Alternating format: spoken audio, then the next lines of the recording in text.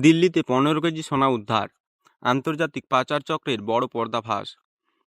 বিদেশ থেকে আসা একটি সাধারণ পার্সেল বাইরে থেকে দেখে সন্দেহ করার কোনো কারণ ছিল না, কিন্তু সেই পার্সেল খুলতেই সামনে এলো কোটি কোটি টাকার সোনা।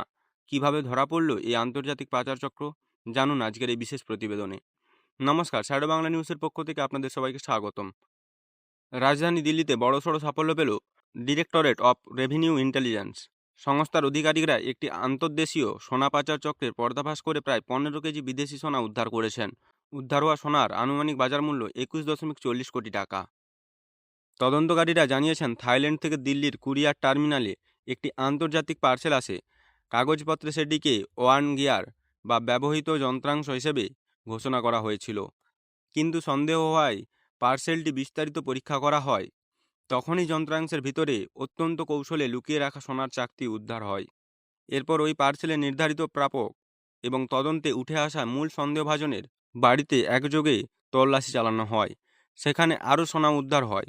সব মিলিয়ে মোট ১৫ কেজি বিদেশি সোনা বাজেয়াপ্ত করা হয়েছে। এই ঘটনায় ৪ জনকে গ্রেপ্তার করা হয়েছে, যার মধ্যে একজন বিদেশি নাগরিক এবং তদন্তকারীদের মতে একজন মূল চক্রীও রয়েছে। প্রাথমিক তদন্তে আরও জানা গেছে, এই পাচার চক্র সীমান্ত পেরিয়ে অর্থ লেনদেনের জন্য ক্রিপ্টোকারেন্সি ব্যবহার করত বলে সন্দেহ করা হচ্ছে। তদন্তকারীরা এখন পুরো নেটওয়ার্কের সঙ্গে আর কারা জড়িত এবং আন্তর্জাতিক যোগসূত্র খতিয়ে দেখছেন। এই ঘটনায় আবারও স্পষ্ট হলো, সোনা পাচারের কৌশল দিন দিন আরও আধুনিক হয়ে উঠছে।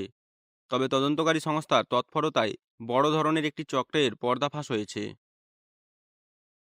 তদন্ত এখনও চলছে, তাই আগামী দিনে আরও গুরুত্বপূর্ণ তথ্য সামনে আসতে পারে। ভিডিওটি ভালো লাগলে লাইক করুন, বন্ধুদের সঙ্গে শেয়ার করুন এবং শ্যাডো বাংলা নিউজ চ্যানেলটি সাবস্ক্রাইব করতে ভুলবেন না। ধন্যবাদ।